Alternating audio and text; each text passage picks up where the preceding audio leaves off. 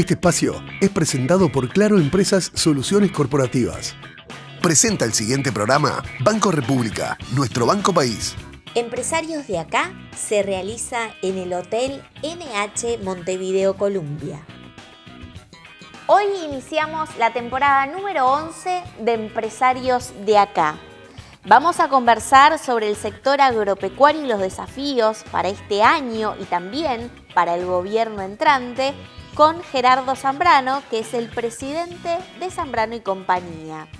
Vamos a conversar sobre el nivel de regulación laboral que tiene Uruguay y el análisis será de Matías Pérez del Castillo, que es abogado y socio de Pérez del Castillo Asociados. ¿Qué es el síndrome del impostor? ¿Cómo impacta en la gestión y el resultado de las empresas? El diálogo es con Margara Ferber, que es directora de la unidad de coaching y del Career Management Center de la Escuela de Negocios de la Universidad de Montevideo. Bienvenidos a Empresarios de acá. Damos inicio a la temporada número 11 de este programa que comenzó allí por el año 2015.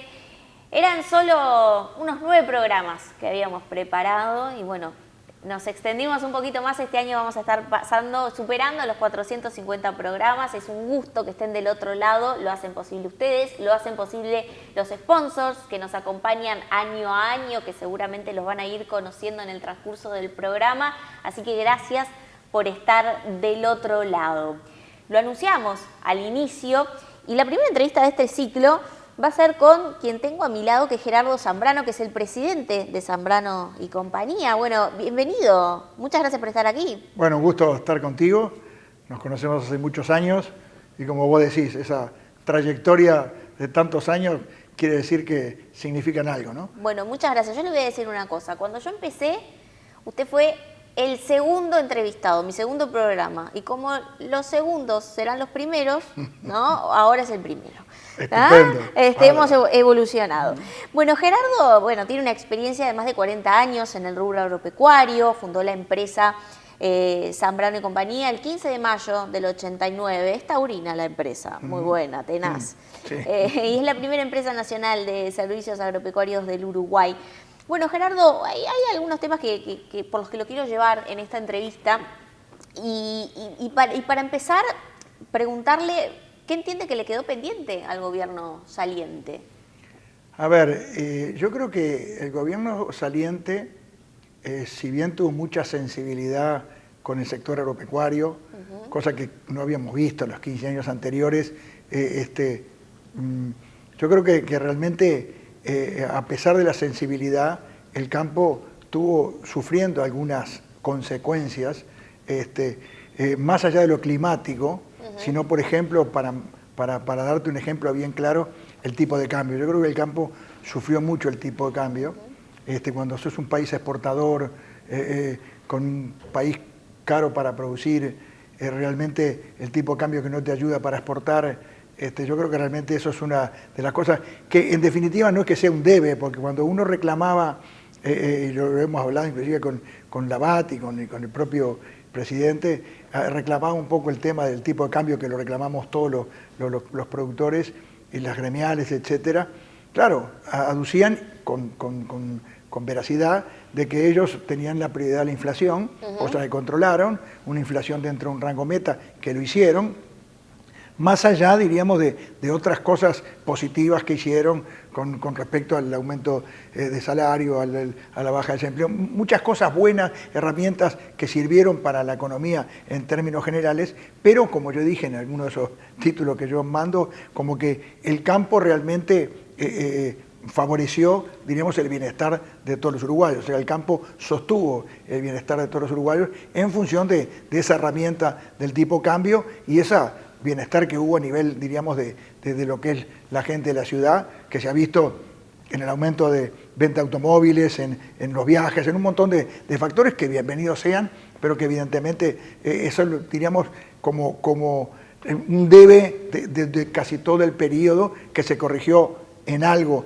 al final, pero bueno, que son políticas económicas que apostaron a una determinada cosa con metas que se cumplieron y evidentemente siempre alguno posterga alguna cosa que pueda favorecer Pero en este caso es el principal rubro de exportación del país y creo que hubiera valido la pena no hacerlo sufrir tanto. ¿Entiende, Gerardo, que la sociedad en su conjunto comprende el derrame del agro en la economía? No.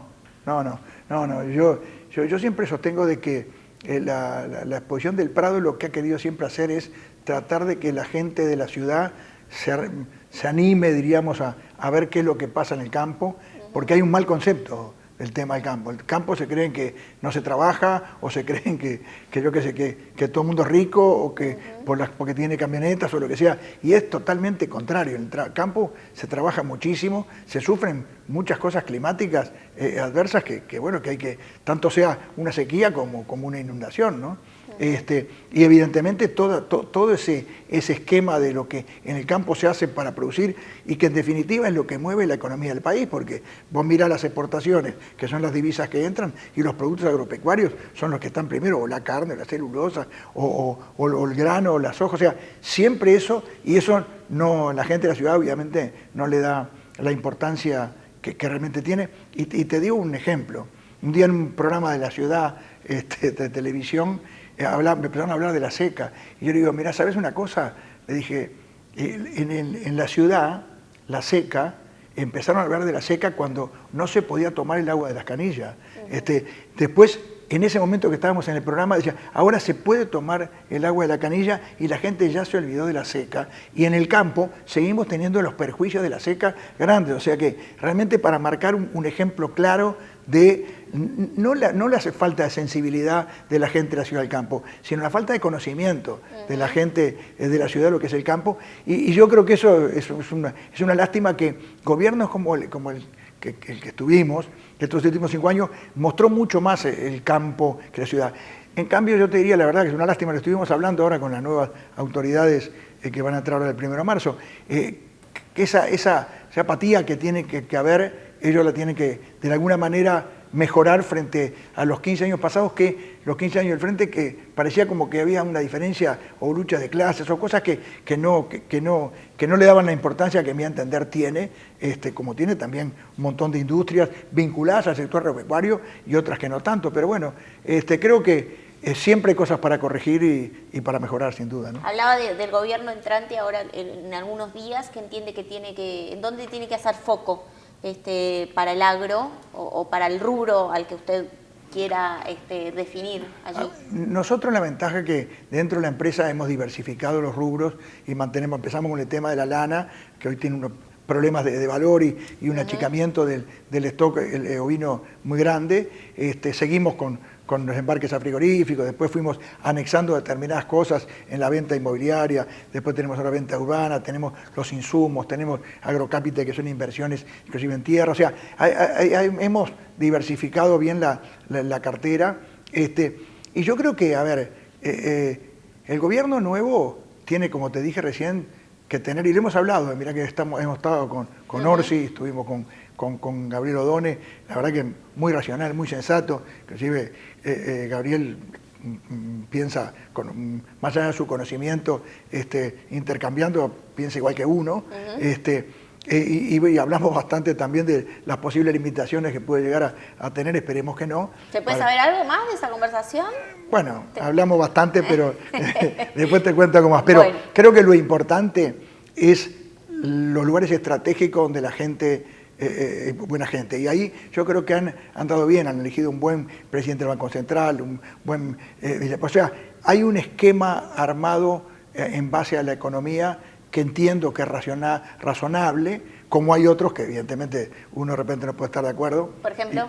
El ministro de Trabajo realmente creemos que va a ser un obstáculo para los empresarios y para el funcionamiento, lamentablemente, ¿no? Porque tiene ideas distintas, mejores o peores, pero obviamente distintas a las que uno tiene o que las que tenemos nosotros, y eso puede ser una dificultad en el momento de las negociaciones, porque Uruguay es un país caro y no se va a abaratar. Es caro para vivir, es caro para producir, yo diría que es muy caro. Si uno lo analiza, inclusive hasta con países europeos, Uruguay es caro. Entonces, bueno, eso es una reforma del Estado que evidentemente nunca se hizo, no se hizo en este periodo que pasó de este gobierno, mucho menos se va a hacer en los que vienen. Entonces, yo creo que hay que lidiar con todas estas cosas dentro de lo que es la economía y van a haber muchos reclamos que este año, 5 años pasados, bueno, tuvieron bastante contenidos y yo creo que ahora va a ser difícil de contenerlos, ¿no? Allí la pregunta era puntualmente, ¿no? ¿Qué le pide el agro, ¿no? Al nuevo gobierno, ¿no? Si tuviese que definir un par o tres de medidas en donde debería de hacer foco el gobierno entrante. A ver, yo creo que lo que tiene que hacer, no tengo ninguna duda, es hacer un seguimiento, diríamos, del tipo de cambio que sea competitivo. Yo diría que más que el tipo de cambio, la competitividad. O sea, tiene que poner al sector agropecuario competitivo con los sectores que evidentemente, con los países que producen y exportan igual que nosotros, realmente para tener esa posibilidad, esa inserción. Después hay claramente que por más intención que tuvo este gobierno, y el presidente Lacalle lo manifestó en cada reunión que había, era el tema de los convenios bilaterales con países, básicamente por el tema arancelario. Uruguay paga una fortuna en lo que son los aranceles de carne, más de 200 millones de dólares, y evidentemente eso nos deja fuera de competencia con países como Australia y Nueva Zelanda, que ya han hecho convenios de baja de aranceles y que año a año van ganando competencia frente a nosotros. Yo creo que esos son un par de factores claves, pero yo creo que sin ir puntualmente a algo específico como el tipo de cambio o los aranceles o una reforma del Estado que nos haga más competitivos, yo lo que le pido a este gobierno es la sensibilidad que tuvo el gobierno pasado en el sector agropecuario, porque realmente, y darle la importancia al sector agropecuario, no más que la que tiene, pero sí la que tiene, como país, diríamos, exportador de alimentos. Vos te das cuenta que la carne, lo que producimos nosotros, que reconocía en el mundo, un trabajo de INAC muy bueno que se ha hecho, Uruguay exporta el 80% y consume el 20%. Inclusive el consumo pueden importar carne de Brasil como se está trayendo, o sea que es netamente exportador. La parte de granos es lo mismo, la parte de lana es lo mismo, la parte de lechería es lo mismo. O sea, acá nosotros tenemos un país de muy bajo consumo, de muchos mercados de exportación que atendemos, pero te tienen que dar las condiciones frente a los que compiten con nosotros mismos. Así que yo creo que lo que uno le pediría es la sensibilidad mayor posible al principal rubro de la economía del país. Allí Gerardo me hablaba, uno de los temas que es competitividad y muchos de los empresarios se han sentado aquí en este living manifiestan lo mismo, ¿no? Y una de las preguntas que también les digo, bueno, ¿qué ejemplos quizás de la micro mejorarían la competitividad, ¿no? Porque, por ejemplo, en el caso de los acuerdos comerciales, bueno, se establecen caminos, quizás podría irse otra marcha, no lo sé, pero también es un acuerdo entre partes, ¿no? Tiene que haber, son de dos y a veces la otra parte se pone difícil. Pero en términos, por ejemplo, de la micro, de lo que sí depende de una decisión de gobierno, se me ocurren regulaciones, pero usted dirá un ejemplo. A ver, lo primero que nada, que para los mercados nosotros estamos atados a un Mercosur que nos ha atado de pata y mano durante todo el periodo que ha durado. Por eso la inquietud del presidente Lacalle en cuanto a la posibilidad de salir del Mercosur y hacer convenios privados, porque Uruguay los precisa. Quizás otros países como Argentina o Brasil, básicamente, que es el gran opositor a esos temas, quizás no lo entiendan. Lamentablemente el gobierno argentino cambia. Y bueno, y Lacalle pudo actuar poco porque está en la misma filosofía hoy Milei con respecto a la libertad y a la apertura y a la necesidad de abrirse al mundo y no encorsetarse con un Mercosur que está peleando hace muchísimos años y va a seguir peleando un acuerdo con la Unión Europea. Entonces yo te diría que el tema del Mercosur es la principal traba, diríamos, a esos acuerdos bilaterales o con el Mercosur que se pueden hacer. Y después vos me preguntabas qué cosas de la micro puede hacer. Y bueno, yo creo que acá hay un tema de regulaciones. O sea, las regulaciones en todos los casos, a veces hay casos necesarios, pero en realidad las regulaciones son malas, quitan la libertad. O sea, a mí la libertad en todo aspecto, en todo sentido, en decisiones, en el comercio, en las posibilidades que los empresarios tengan en función de los riesgos que los toman, muchas veces salen perjudicados. Pero yo creo que realmente el tema de las regulaciones, yo creo que es algo realmente muy malo en términos generales. Yo creo que hay un tema sanitario a nivel del país que hay que tomarlo en serio. Hay dificultades en el norte del país y hoy por hoy en todo el país con la garrapata, la tristeza, la mortandad, pérdida, que este ministerio intentó hacer algo, para mí no pudo lograr ni cerca de lo que tenía que haber logrado. O sea, ¿qué debería hacer, por ejemplo? Y realmente potenciar las medidas para erradicar o controlar la garrapata en los lugares que está. Para eso nosotros estamos de repente trayendo un producto de Brasil en algunos casos para poder, que costaba mucha plata, hoy está acá en Uruguay, para poder controlar una enfermedad como la garrapata con pérdidas enormes, con costos terribles. O sea, hay un trabajo arduo que hacer a nivel del Ministerio de Ganadería, no tengo ninguna duda. El Ministerio de Ganadería, si bien los directores hubieron un cambio, tiene una masa estructural compleja, no tiene las condiciones adecuadas, no tiene la gente adecuada, no tiene la movilidad adecuada para atender a esos tipos, que se pierde muchísima, pero muchísima plata, porque vuelvo a lo que te decía y repito, es el principal rubro de exportación del país y es el que hay que cuidar más. Y si vemos que hay un tema sanitario complejo, tenemos que atacarlo con todas las armas que tenemos. Y bueno, yo creo que por ahí hay mucho camino para andar y hay mucha cosa para hacer. Lo que pasa es que después tenés la ciudad con sus exigencias, vas a tener haciendo cola en el Ministerio de Economía para aumentar los presupuestos. El presupuesto que va a hacer este gobierno va a ser un tema complejo de dilucidar. Van a estar, en fin, todas las presiones en la parte de la parte salariales, en fin. Yo creo que va a haber más problemas que en el gobierno pasado, sin ninguna duda, en los temas que son neurálgicos para la competitividad. Porque vos para la competitividad tenés que salir de los conflictos, tenés que tener una efectividad productiva importante. O sea, hay muchos factores que tenés que tener para ser competitivo y bueno, yo tengo ciertas dudas o temores de que en estos gobiernos realmente no tengamos más dificultades que obviamente en el pasado, ¿no? Allí, Gerardo, bueno, es de público conocimiento, pero vamos a repasarlo. Bueno, en los últimos tiempos han habido problemas con las inversiones en los fondos ganaderos, ¿no? Hasta ahora son 3 empresas, pero bueno, puede que acontezca alguna más. Son inversiones en productos financieros basados en la ganadería.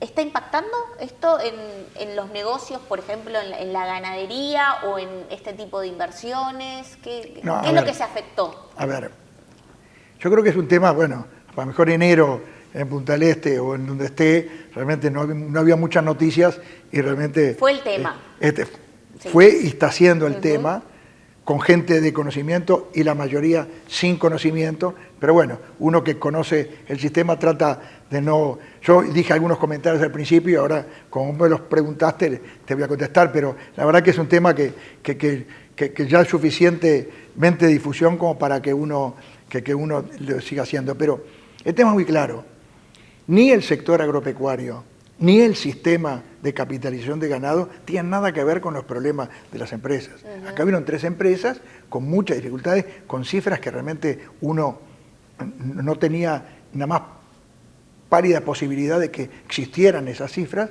porque son grandes en el Uruguay, son grandes en el mundo, ¿tá? Donde, bueno, usando determinados funcionamientos que no eran rentables y comprometiéndose a rentas que no eran factibles, bueno, ocurrió lo que ocurrió, más allá de los desvíos o las cosas que eventualmente puedan haber. Pero lo importante para aclarar es que ni el sector agropecuario, ni las vacas, ni el sistema tienen nada que ver, sino realmente quienes de alguna manera manejaron en cada una de las empresas los sistemas. Eso por un lado. Las capitalizaciones de ganado entre productores, o uno que tiene el campo, o otro que invierte en vacas y la deja capitalizar, es histórico. Sí. O sea, no es un tema nuevo, es un tema histórico. Después se han ido moviendo para rentas fijas o cosas o promesas que no se pueden cumplir y eso cambia el sistema. Pero el sistema es un sistema tradicional, de buen uso y de mucha historia. Eso por un lado. Con respecto a si va a afectar al mercado, estoy totalmente convencido que no. ¿Por qué? Yo soy un convencido que el mercado regula absolutamente todo. Entonces, acá lo que pueden haber es una venta masiva de ganado para el campo, no va a pasar. Hoy hay muy buenas perspectivas inmediatas y futuras con lo que es la ganadería, la carne, la exportación, los valores, eso lo vemos en los remates a diario. No afectó ni va a afectar absolutamente nada, eso por un lado. Hay unas que decían las rentas ganaderas en el norte que se pagaban, estas empresas pagaban más de lo que, cosa que es verdad, que pagaban más de lo que debía o lo que se podía. Eso también se va a regular porque no se van a vaciar todos los campos de un día para otro, se van a ir vaciando y va a haber gente que va a estar entrando. O sea, que con respecto a las repercusiones a nivel del sector agropecuario, estoy totalmente convencido que ninguna por esas cosas que te pasaban. Lo peor para mí son los damnificados, lo peor son los cerca de 7.000 damnificados, inversores que no están vinculados, estoy seguro, a lo que es el campo en términos generales, o la gran mayoría, y que se van a ver perjudicados creyendo en alguien o en algo que evidentemente, que después termina como terminó. Así que mucha pena por los damnificados, realmente es inexplicable, pero después en la afectación al sector o al sistema, absolutamente ninguna repercusión. Gerardo, allí, sin duda estaría horas hablando con usted, pero bueno, ya extendimos la novedad de este ciclo, que extendemos el programa a 1 hora, pero algún día le voy a dedicar 1 hora, ¿por qué no? Pero le quiero preguntar, y ya bajando, digamos, cambiando de tema, usted lidera una empresa que es referente en el sector agropecuario, ¿no? ¿Imaginó alguna vez cuando empezó que iba a crecer de esta forma y mantenerse y sostenerse en el tiempo? No, a ver, yo empecé a trabajar en Casa Alejandro Victorica, con la Victorica, que fueron en definitiva Carlos Victorica, un mentor mío en cuanto al sistema, a repetir y a todo, y realmente siempre me gustó lo que hacía. Yo digo, la vocación de servicio, el comercio es vinculado al sector agropecuario o a las vacas o a los campos, que yo no tenía, pues mi padre tenía zapatería. O sea, yo cuando encontré esa fórmula, realmente me sentía en el lugar indicado y con todas las ganas que sigo teniendo ahora, a pesar de los años, porque me gusta mucho lo que hago. Yo cuando hice un día un papel, no sé si te lo llegué a mostrar, cuando uno de mis hijos entraba, estaba de mañana temprano y digo, ¿qué le escribo a este? Y puse, ¿qué hay que tener para triunfar? Entonces, digo, a ver, ¿qué hay que tener para triunfar? Y el primer punto que puse fue hambre. Entonces, el segundo punto fue hacer lo que te gusta. El tercer punto, bueno, así hice 10 puntos como los mandamientos, y abajo puse, y de ser posible, el liderazgo. El tema dice, pero hambre, vos pasaste hambre. No, el hambre para mí es sinónimo de la necesidad. Y si vos tenés necesidad, realmente entrás con un plus de hacer cosas que llevas una ventaja a que no tienen la necesidad de triunfar o hacer. Y después hacer lo que te gusta es lo que me pasa a mí ahora. Yo rematar, a pesar de que están mis hijos y me tengo que colar en los remates, porque a veces no me dejan ni rematar, pero... es un reclamo, ya le pasamos la factura. Le pasamos el aviso. La verdad que hacer lo que te gusta es un plus realmente importante. Y después, no claudicar ante los problemas, porque nosotros, si te cuento que el primer año que empezó San Marino y Compañía, el 15 de mayo del 89 arrancamos, y el 9 de mayo del 90 se mata un amigo que me lleva toda la plata que tenía, y ahí tuve que arrancar de 0 o menos 0, y bueno, y ahí con el trabajo, la dedicación, la responsabilidad, el cumplimiento, la confianza, hay un montón de cosas que, bueno, que llevaron. Yo soy un convencido yo siempre digo, ¿vos qué hacés? Yo trabajo, y después trabajo. Bueno, y después ¿qué hacés? Y trabajo. O sea, yo tengo la palabra trabajo tan incorporada, y así lo transmito a mis hijos, ni que hablar. Mi hija es contadora, estaba estudiando, y yo le digo, vos tenés que venir a trabajar porque hay que agarrar la cancha del trabajo. Y mi señora me decía, no, pero va a atrasarse. Si se atrasa en la carrera no importa, venía a laburar. Se recibió en tiempo y forma, está trabajando y trabaja hoy también en la empresa. O sea, el haber formado de un desafío personal una empresa familiar, realmente creo que es el principal orgullo, logro, y realmente que no lo tenía ni pensado, pero hoy está mi hijo Alejandro, que es el que remata y es el que manda. es casi el que me manda. Está Agustín, que es contador y también y trabaja, María, que es contadora y trabaja, y tengo hasta un hijo, el segundo, que es arquitecto, que tenemos un área de ZP, que es Zambrano Propiedades Urbanas, que también estamos en la comercialización de propiedades, o sea que, y el desarrollo de algunas propiedades, o sea que está toda la barra alrededor y que trabaja. ¿Usted jubilarse? No. Bueno, quieren que me jubile, pero yo estoy agarrado a la pata de la silla y no... Ya me imagino. La verdad que tengo... Y aparte mi señora me dijo, si te vas a jubilar a casa no vengas, ¿no? Así que como para estar todo el día en casa. Bueno, un amigo mío hace unos días en Punta del Este, Hernán Bonilla, que le mandamos un saludo, dijo, bueno, el año empieza cuando empieza una entrevista de Gerardo Zambrano en Diario del País, y bueno, yo no quería hacer menos, así que yo quería tenerlo en el ciclo, en el inicio. Muchas gracias por venir y vamos a seguir hablando de temas que hacen al sector agropecuario y a los temas que importan en la voz de los empresarios, como es el eslogan. Un gusto haber estado contigo, te felicito por estos 10 años y espero que me sigas invitando, aunque me jubilen. No, y yo no creo que voy a seguir también, así que bueno, vos tenés muchas cosas para andar todavía. Bueno, gracias por venir. Un gusto haber estado contigo. Betel, única cadena de centros de estética y spa del Uruguay. GSS, única empresa en Uruguay dedicada al Facility Services. Limpieza, seguridad, outsourcing de personal y mantenimiento. Conozca más en www.gss.com.uy. Agregamos valor a las empresas. Todos lo hacemos, esa reacción instintiva para protegernos del sol. Pero, ¿es suficiente? ¿Y si en tus manos estuviera la verdadera solución? Dermagloss, líder en cuidado de la piel, te ofrece alta protección contra los rayos UVA y UVB, hidratación profunda y cuidado para toda la familia. Dermagloss, proteger está en tus manos.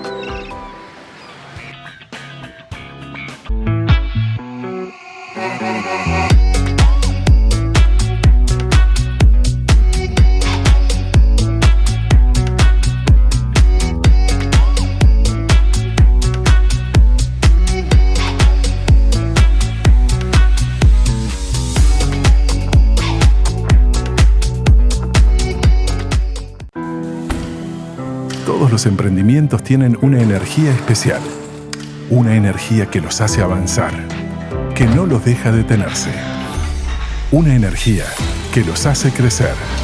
Para que esa energía emprendedora se potencie, en UTE lanzamos el Plan Inteligente para Pymes, que se le suma al de hogares. Un plan para que las empresas accedan a la energía eléctrica a un precio más conveniente y con garantía de ahorro. Si después de un año pagaste más que con la tarifa actual, te devolvemos la diferencia. Ingresá al simulador en ute.com.uy y pasate al Plan Inteligente para Pymes sin costo.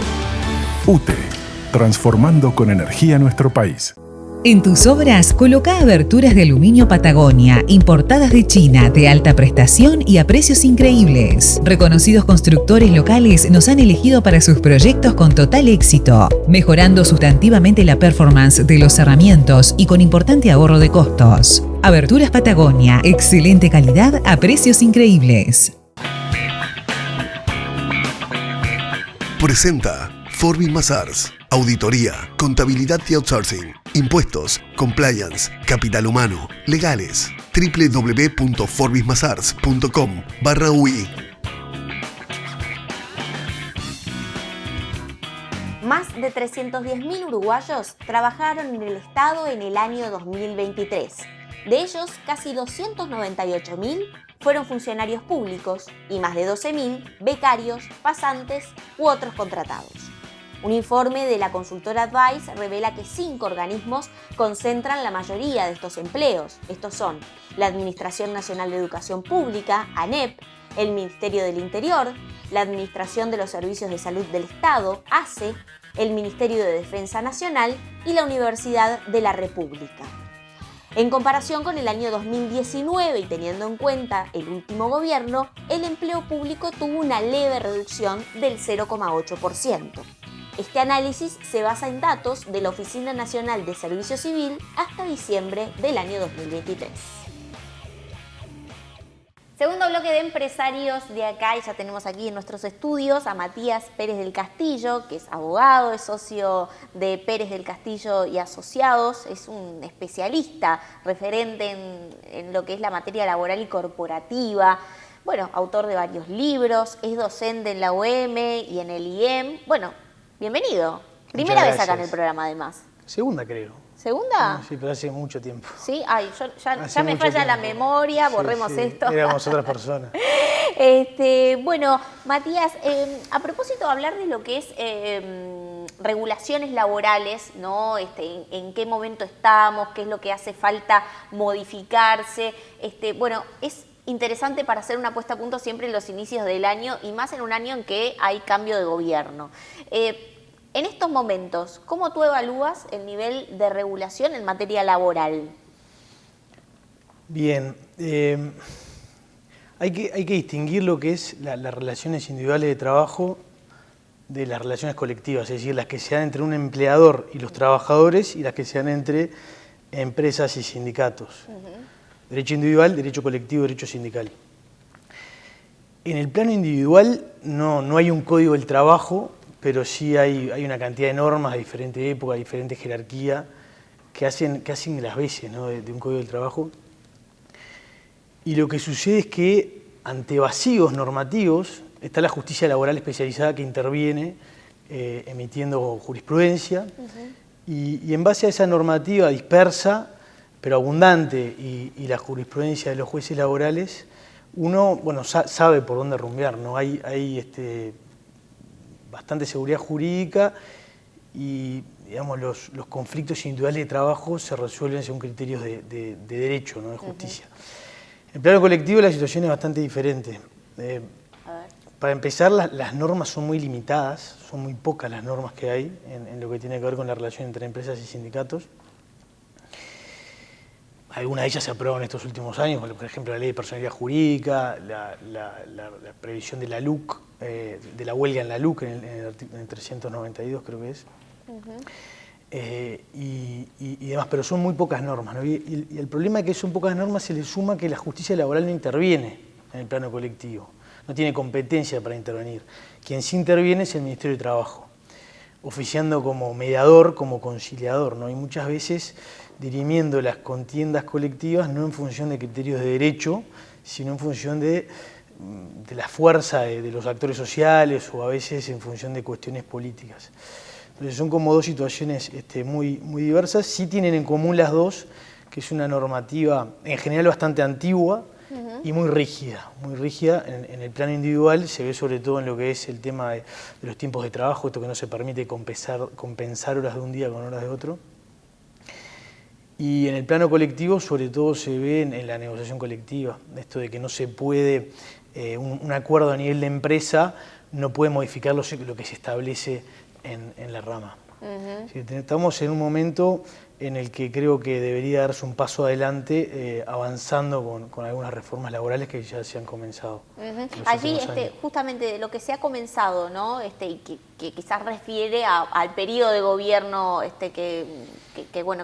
que ahora ya prácticamente se termina, ¿cuál es tu evaluación en términos de estas regulaciones? Mencionaste dos allí, pero bueno, ¿cómo entiendes que manejó estos temas el gobierno, por el cual quizás se tenían muchas expectativas quizás por parte de los empresarios en este tema? Sí, yo creo que el gobierno, en lo que es la administración del trabajo, cumplió con muy buena nota, o sea, mi evaluación es la mejor. Los números son claros, un salario real de los mejores, tasas de empleo muy altas, una cantidad de acuerdos colectivos, y después hay un tema más cualitativo que tiene que ver con la impronta que asumió el Ministerio de Trabajo en la negociación colectiva, que fue una posición bastante ecuánime, a diferencia de lo que pasaba en administraciones anteriores, en las que el Poder Ejecutivo se inclinaba más por la clase trabajadora o por la clase empresaria, ¿no? Según el gobierno. Esta administración creo que tuvo una posición bastante centrada y en lo normativo se aprobaron cantidad de normas, una mini reforma laboral, la ley de empleo juvenil, ley de teletrabajo, la reciente ley de las plataformas, lo que decía de la huelga en la LUC, personalidad jurídica de sindicatos, modificación del sistema de negociación colectivo, la reforma del sistema de pasividades, es decir, hubo una cantidad de modificaciones muy necesarias y muy valientes, ¿no? Hay que seguir. Allí hablabas bueno, también el rol que ha tenido el Ministerio de Trabajo, por supuesto, en este sentido.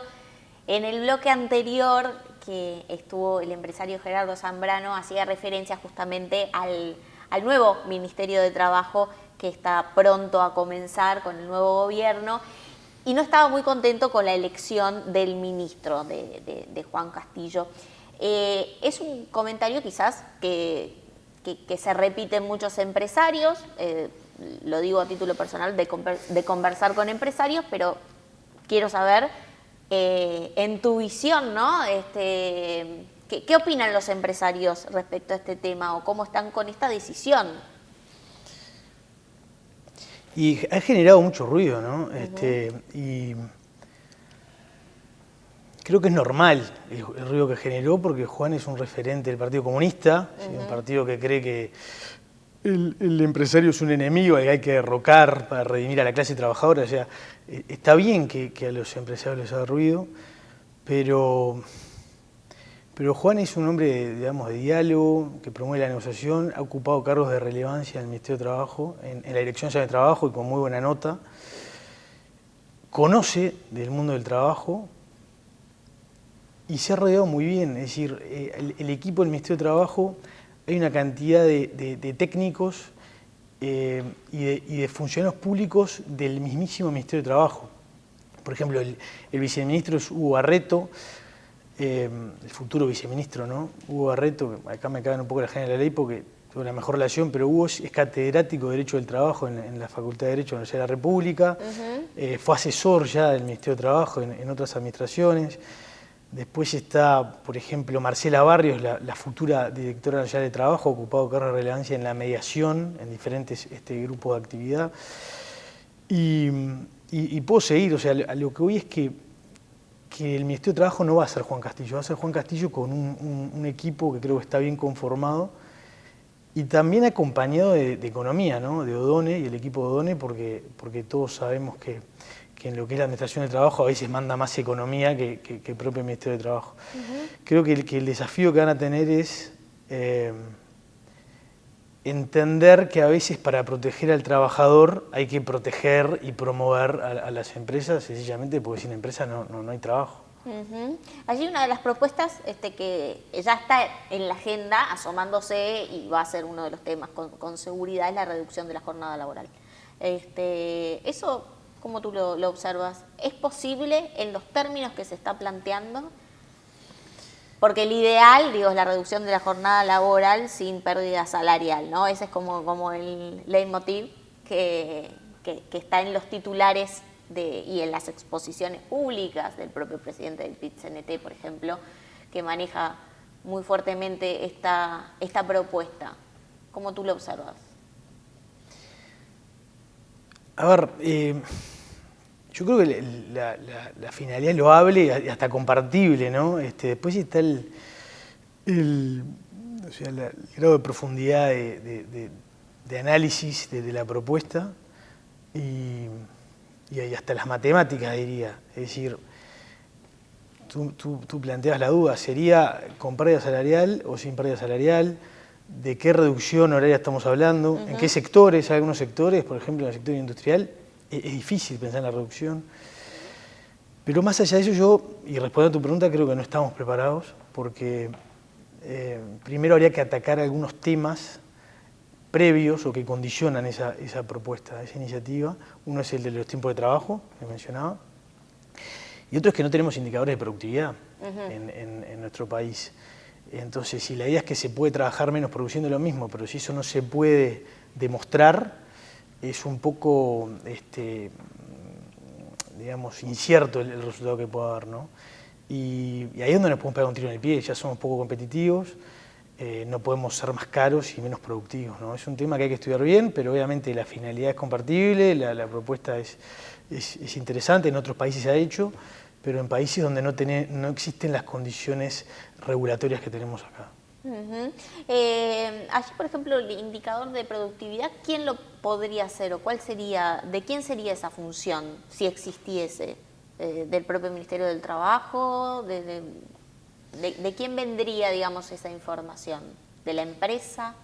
Y bueno, debería ser algo que se trabaje, puede ser con la promoción del Ministerio de Trabajo, pero creo que en ámbitos bipartitos, ¿no? Puros, sin la intervención del Poder Ejecutivo, quizás sí con el acompañamiento del Poder Ejecutivo, pero sin la intervención del Poder Ejecutivo, porque algunos actores han propuesto que sean los consejos de salario los que se involucren en este tema, y yo creo que sería un error. Es decir, de hecho, creo que los consejos de salarios no deberían intervenir en nada que tenga que ver con las condiciones de trabajo, tampoco en los ajustes salariales. Esto lo comento porque se me preguntó hace poco y tiene que ver con la pregunta. Los consejos de salarios, a mi juicio, deberían limitarse a fijar el salario mínimo, describir la categoría y actuar como órgano de conciliación, pero deberían dejar de intervenir en la fijación del ajuste salarial y la regulación de otras condiciones de trabajo, como puede ser evaluar la productividad para ver si es viable reducir la jornada de trabajo. Y esto que planteo, que puede sonar un poco fuerte, porque es como tocar la vaca sagrada, ¿no?, en nuestras relaciones laborales, no implica desregular o promover la pérdida de derechos, sino más bien buscar que el mercado de trabajo sea más eficiente. Y por más eficiente creo que hay que ponderar tener las mejores condiciones de trabajo, que sin duda los consejos de salario las generan en el marco de los acuerdos a los que arriban, pero también promover las tasas de empleo más altas. Y el empleo a veces se ve perjudicado por las mejores condiciones de trabajo en los consejos de salario, eso lo vemos todo el tiempo. Y bueno, para dar un ejemplo claro, para que se entienda del otro lado. Y bueno, se acuerda a nivel de consejos de salarios un beneficio de alimentación obligatorio que tienen que brindar todas las empresas para todos los trabajadores del sector, y hay un montón de empresas del sector que no pueden dar ese beneficio, entonces terminan reduciendo la plantilla, por poner un ejemplo, ¿no? El punto es que creo que no tiene sentido que tengamos un sistema de negociación colectiva tripartito, intervenido con el Poder Ejecutivo, centralizado, y que define los niveles salariales según intereses gremiales en la rama, cuando estamos en una economía de libre mercado, donde el nivel salarial tiene que fijarse en relación a la productividad de un puesto de trabajo determinado. Y ahí respondo a tu pregunta. Y justamente la productividad de un puesto de trabajo determinado se puede medir en la empresa, no en la rama. Y para aclarar que esto no lo digo yo, esto lo dice la OIT, la Organización Internacional de Trabajo, viene pidiéndole al Uruguay que modifique las competencias de los consejos de salarios. O sea, luego de la queja del sector empresarial a la ley de negociación colectiva del año 2009, que generó un montón de cuestionamientos de la OIT, por eso es que se modificó la negociación colectiva varias veces.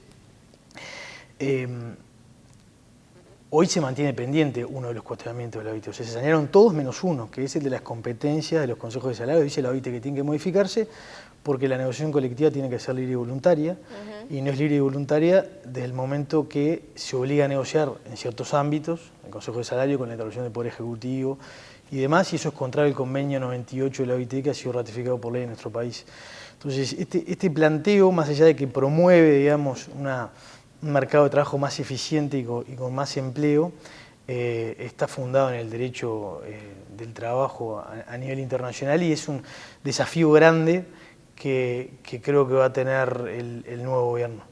Este es uno. ¿Algún otro?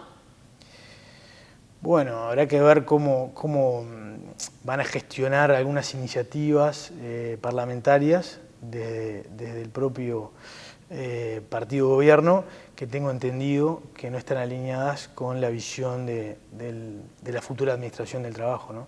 Eso creo que es lo más relevante, y lo otro será cómo van a manejar las pautas salariales junto con economía, en el marco de los futuros consejos de salarios. Bien, qué interesante. Bueno, voy a hacer una última pregunta, Matías, y ya vamos finalizando, que además de ser especialista en derecho laboral, bueno, obviamente que en materia corporativa estás muy activo en lo que es fusiones y adquisiciones, M&A, de empresas, ¿no? Desde ese lugar, bueno, ahora te toca ponderar, digamos, de alguna forma, qué temas son los laborales que les preocupan a los empresarios que buscan invertir en nuestro país o evaluar o comprar una empresa. Allí qué comentarios nos puedes hacer. Y bueno, en los procesos competitivos para adquirir una empresa o cuando participamos en auditorías o due diligence, el plano laboral y sindical es uno de los más relevantes. O sea, muchas veces es el deal breaker. Se toma en cuenta la regulación sectorial, se toma en cuenta la regulación de la empresa, ¿no? Cuáles son las convenciones a nivel de empresa, individuales o colectivas. Se toma obviamente muy en cuenta el grado de cumplimiento de la normativa por parte de la empresa y las contingencias que hay, pero también se toma en cuenta el tipo de sindicalismo que hay tanto en la rama de la actividad respectiva como en la empresa, ¿no? O sea, no es lo mismo que sea un sindicato con un rejambre comunista, con uno socialista, con uno anarquista. O sea, todo eso se valora. Y muy especialmente se valora la conflictividad de ese sindicato. Es decir, por eso es que... ¿Preparan informes específicos sobre eso? Sí. Absolutamente. En los due diligence reports, o sea, en los informes de auditoría que le entregamos a los clientes, es una de las cosas que pide que los potenciales compradores de las acciones de una empresa que están auditando son los temas que más preocupan, sin ninguna duda. Bien, qué interesante. Bueno, te voy a invitar en otra oportunidad, ya te comprometo, frente a cámaras, Matías Pérez del Castillo, que es abogado y socio de Pérez del Castillo y Asociados, a que sigamos hablando de estos temas que hacen a la generación de empleo, que marcan fuertemente la gestión y la actividad de las empresas. Así que te agradezco tu tiempo aquí, gracias por compartir tu análisis y te esperamos en otra oportunidad. Con mucho gusto. Muchas gracias. En tus obras, coloca aberturas de aluminio Patagonia, importadas de China, de alta prestación y a precios increíbles. Reconocidos constructores locales nos han elegido para sus proyectos con total éxito, mejorando sustantivamente la performance de los cerramientos y con importante ahorro de costos. Aberturas Patagonia, excelente calidad a precios increíbles.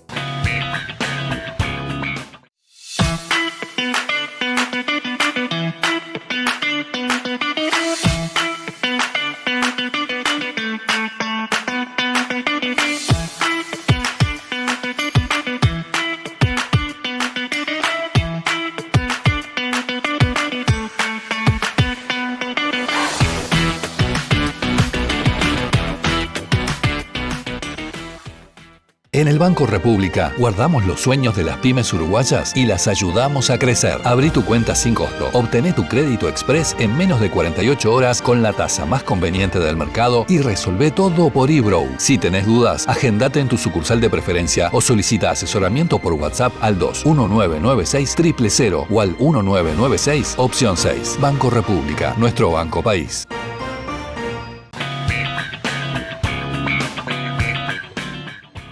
El menú ejecutivo ideal está en Rodelú. En Semiflex llevamos más de 40 años ayudándote a ver el mundo con claridad. Nuestra trayectoria se basa en la excelencia técnica y el compromiso con la innovación, siempre a la vanguardia en tecnología óptica. Contamos con un equipo altamente capacitado que te brindará un asesoramiento personalizado para encontrar la mejor solución para tu visión. Confianza, calidad y precisión en cada detalle, porque tu bienestar visual es nuestra prioridad. Semiflex, tu mejor manera de ver el mundo. Tercer bloque de empresarios de acá, y ya estamos aquí en el set del programa con Margara Ferber, que es la directora de la unidad de coaching y del Career Management Center del IEM, de la Escuela de Negocios de la Universidad de Montevideo. Margara, un gusto tenerte aquí, bienvenida. El gusto es mío, muchas gracias por la invitación. Bueno, Margara, una experiencia muy vasta en todo lo que es coaching, en la Escuela de Negocios, ¿ya hace cuántos años? 26 años, se cumplió en el 1 de febrero. Bien. Pero hice mi carrera en el área de marketing y ventas, digamos, se llama el área de admisiones. El cambio hacia lo que es el coaching lo hice en el 2020, porque detectamos como escuela una necesidad. ¿No? Una necesidad de centrarnos de complementar lo que hacemos en el IEM, que es entrenar directivos para que trabajen más y mejor. Decimos que entrenamos en la toma de decisiones, pero nos dimos cuenta de que necesitamos complementar con una mirada más interior, ¿no? Más a lo que es el ser del directivo. De ahí el coaching. Qué interesante. Y vamos a hablar un poquitito de eso, ¿no? Porque a propósito, tú tienes una expertise, una de tus áreas de expertise muy importante, y que estamos viendo en pantalla también algunos de los créditos, de los tantos que tiene Margara, que es lo que es el síndrome del impostor. El síndrome del impostor. ¿No? Un tema quizás hasta de portada para seguramente todo lo que enseñas tú y todo lo que, ¿no? Acontece en el mundo empresarial y quizás queda como tapado. ¿Qué Totalmente. Bueno, el síndrome del impostor, que hay que tener cuidado porque a veces la gente cuando escucha la palabra síndrome lo ve como una enfermedad, una patología y no, se le llama síndrome o fenómeno, es como un sentimiento, ¿no?, que tienen las personas, sobre todo en el mundo de la empresa o en el mundo de los estudios, la academia, ¿no?, en un máster, en una carrera profesional y mucho en la empresa, de sentir que no sos ni tan competente, ni tan inteligente, ni tan capaz como los demás piensan que sos, aunque haya evidencia en el pasado de que sí lo sos, ¿no? Pero es como ese sentimiento. La frase que se usa es un sentimiento de falsedad intelectual. Qué interesante. A todos nos pasa este síndrome. Bueno, ¿no? es bastante común, pero a veces la gente lo confunde con baja autoestima, no es lo mismo. Es bastante común. De hecho, mira, hay un estudio de KPMG del año 2020, hace mucho tiempo, pero bueno, 5 años, que decía que el 75% de las mujeres profesionales experimentan el síndrome del impostor alguna vez. Y el motivo, y esto es lo que es como impresionante, es porque fueron mucho más exitosas en sus carreras profesionales de lo que nunca imaginaron que iban a ser. Después en los hombres, yo lo estuve estudiando y es un poco más bajo, se habla más del 50% y como que les da con un poco menos de intensidad, pero también lo sufren. ¿Y por qué se dan, digamos, porque imagino que es yo qué sé, por ejemplo, quizás aplico para un cargo de gerente, ¿no? Y de repente tuve experiencias directivas, quizás no la de gerente, pero tuve experiencias que pueden avalar mi conocimiento para eso. Y ahí quizás es que se entra como en la duda o cuando tengo el puesto quizás, bueno, ¿qué tengo que hacer? Es que lo que se dice del síndrome del impostor es que hay que fijarse mucho en el contexto de la persona y el cambio de rol es uno de los motivos que puede dispararlo.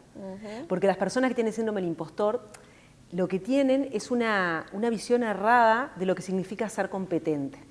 Entonces de repente te dicen, bueno, ahora vas a ser gerente y la persona con el síndrome del impostor dice, bueno, llego y ya tengo que saber hacer todo bien, como si estuviera haciendo este trabajo hace 2 o 3 años. Se comparan con personas que de repente ya lo están haciendo de antes. Claro. Y dicen, no, yo no estoy a la altura. Entonces eso hace que tengan como este sentimiento, esta sensación de ahora me van a descubrir. Se van a dar cuenta de que en realidad se equivocaron. También en el síndrome del impostor hay una cosa que es importante de darse cuenta y es todo lo que te sucede que es bueno, todos tus éxitos, cuando tenés el síndrome del impostor, se lo adjudicás a factores externos. A ver. Es que obtuve el puesto porque estoy acá hace 1000 años y bueno, no había más nadie. O porque soy amiga del primo del tío de mi abuela y entonces ahí, viste, me lo dieron. O porque soy súper simpática. Como soy súper simpática, me lo merecí, ¿no? Pero no es porque yo realmente tuve las cualidades. Ahora, cuando algo que haces te sale mal o tenés alguna derrota, como tenemos todos en la vida, bueno, ahí enseguida es un factor interno. Es que no ves, es como la constatación, es que yo no sirvo para esto. Es que yo no sé, que se van a dar cuenta, me van a descubrir.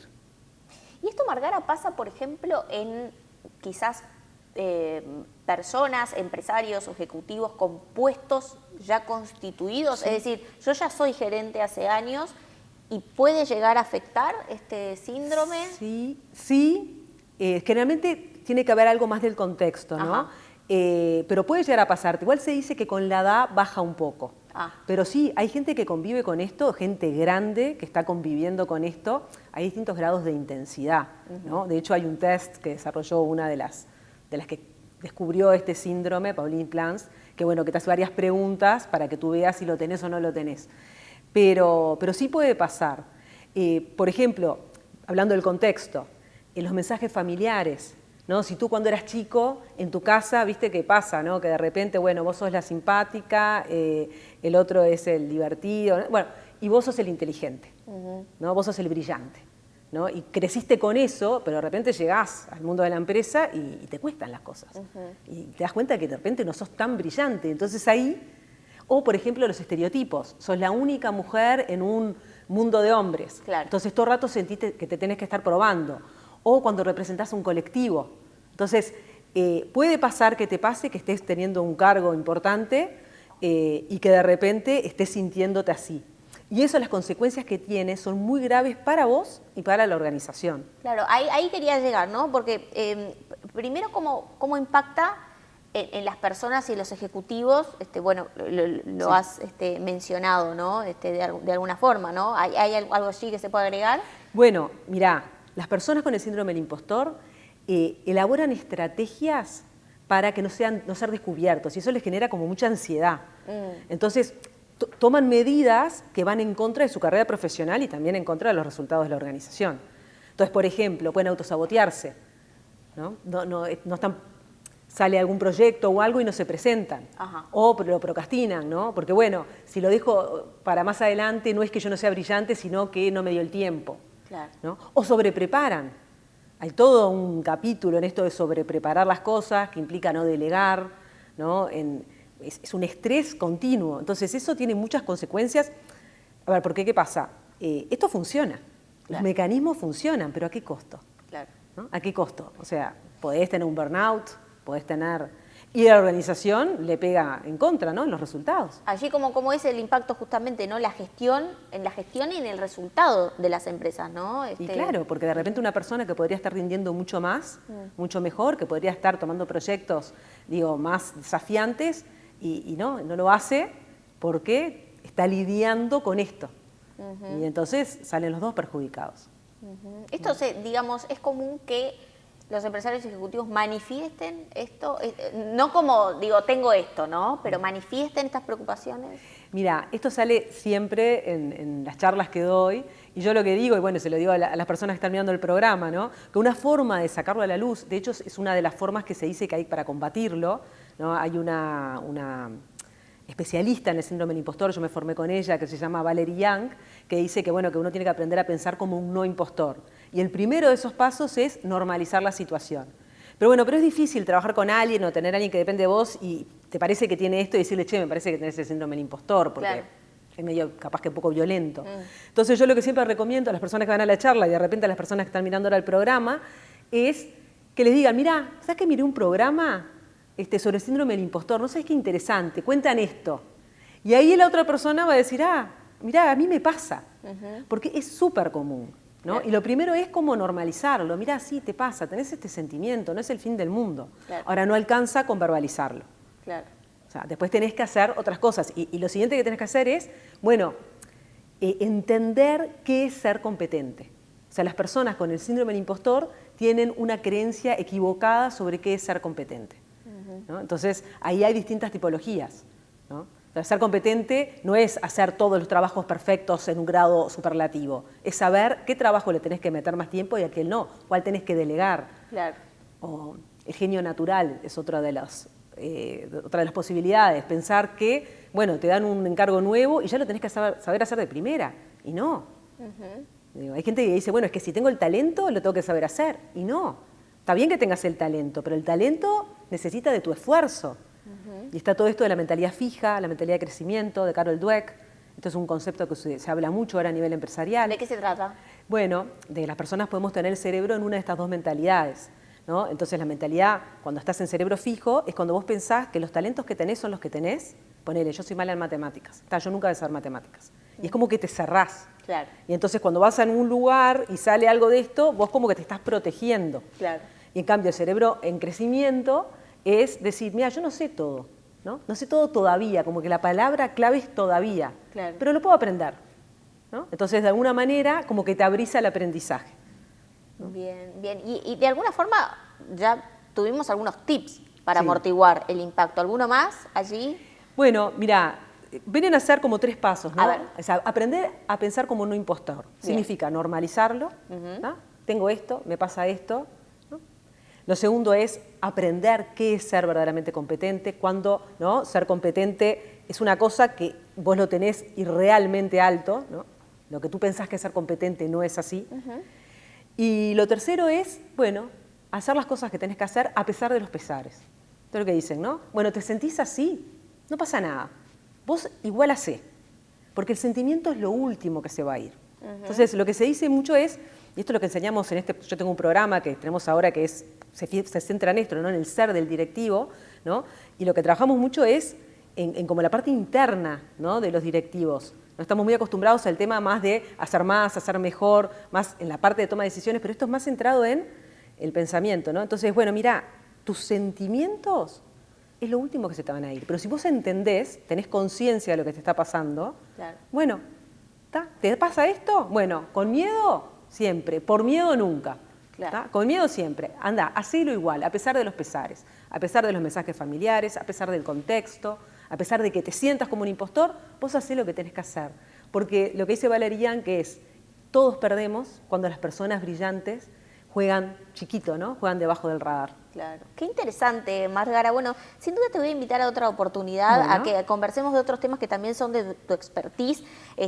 Muy interesante la experiencia de Margara, que es directora de la unidad de coaching y del Career Management Center del IEM, de la Escuela de Negocios de la Universidad de Montevideo. Gracias por haber venido y te espero en otra oportunidad. Te estoy comprometiendo en el primer programa del ciclo. Bueno, muchas gracias. Muchísimas gracias. La contratapa de hoy es presentada por GSS Facility Services, soluciones de gestión en servicios complementarios para empresas.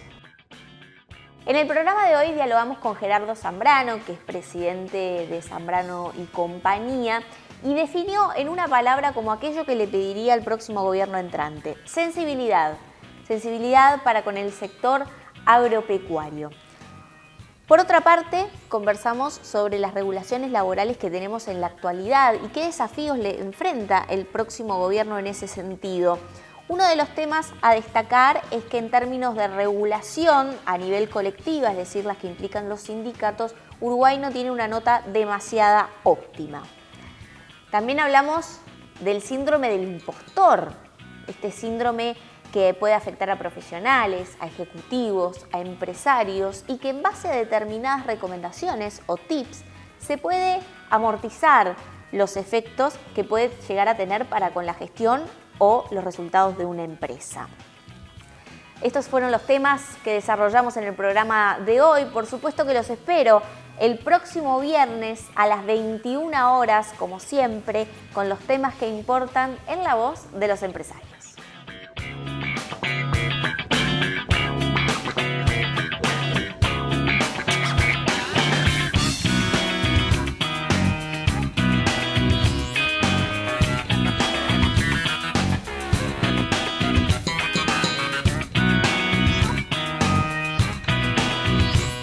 Este espacio fue presentado por Claro Empresas Soluciones Corporativas. Presentó este programa Banco República, nuestro banco país.